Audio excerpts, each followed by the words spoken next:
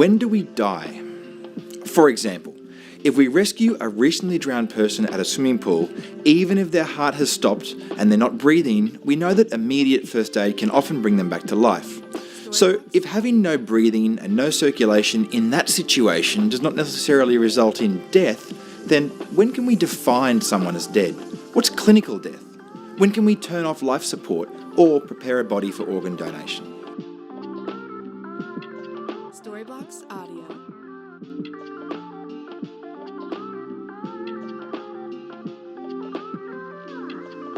Let's start by understanding a few concepts about death itself. Firstly, death is a non-technical word which we appropriately use to refer to the cessation of life in general. It's not reserved for humans. Animals, insects, computer game characters can all undergo death. The word is simply an ambiguous colloquial term. Secondly, it's a biological phenomenon.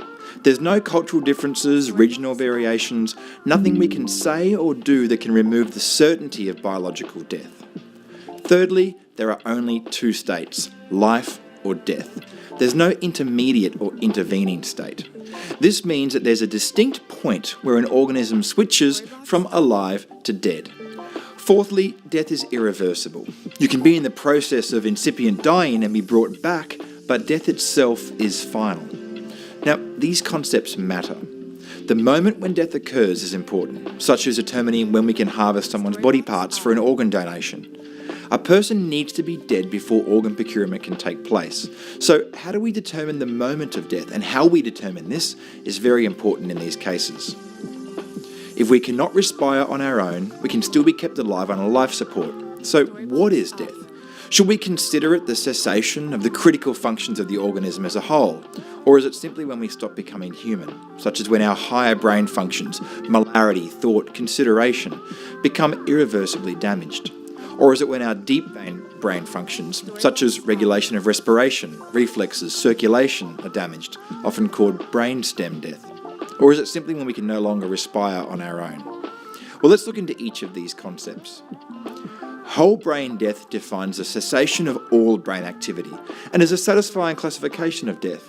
But there are recorded occasions where patients devoid of complete brain activity have working lungs and a functioning circulatory system, albeit while on a respirator. So here, although brain death has occurred, to start harvesting organs from this patient seems potentially inappropriate. Even then, what constitutes brain death is controversial. The wide range of techniques used in its determination, including the ability to respire, reflexes such as pupil dilation, facial motor responses, grimacing on deep pressure to a fingernail, and responses to a full brain scan. Now, interestingly, different countries have different requirements for brain death. If we mandated a brain scan for determining death, then hospitals in many countries wouldn't have the resources or staff to keep up with this requirement for so many patients. Of course, for a VIP, president or leader in society, they would use full brain scans with highly trained specialist clinicians to be 100% sure of all the signs before pronouncing death.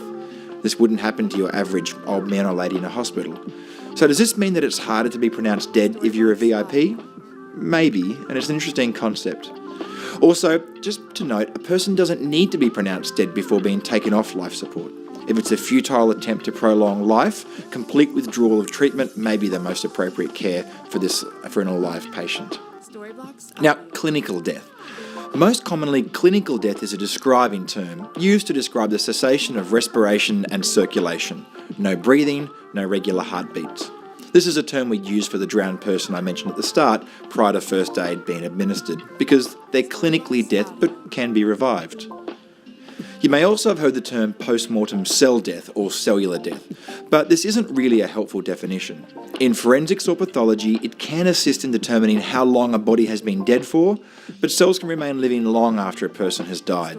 In fact, in the case of organ donations, laboratory research studies, frozen IVF embryos, a person's cells may remain alive for years, even decades after the person has died under our normal definitions.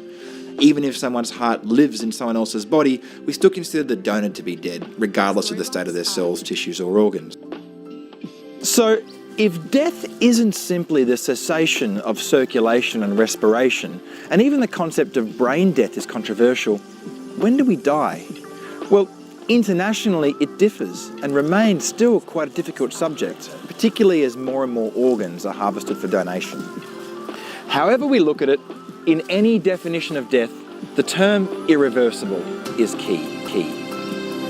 The irreversible inability to respire or circulate blood will lead to brain death as a certain outcome. So clinical death will always result in brain death if left unaided. So to answer the question, when do we die? Well, it can vary between patients. Most commonly in a hospital setting, someone is dead when the doctor says that they're dead, which is usually after confirming brain death. If there's any uncertainty or without full brain death, sometimes observing the patient for maybe 5 minutes before withdrawing life support is enough to be sure. Either way, it's positive that we have the knowledge of these concepts and classifications that we've considered in this video. Storyblocks Audio.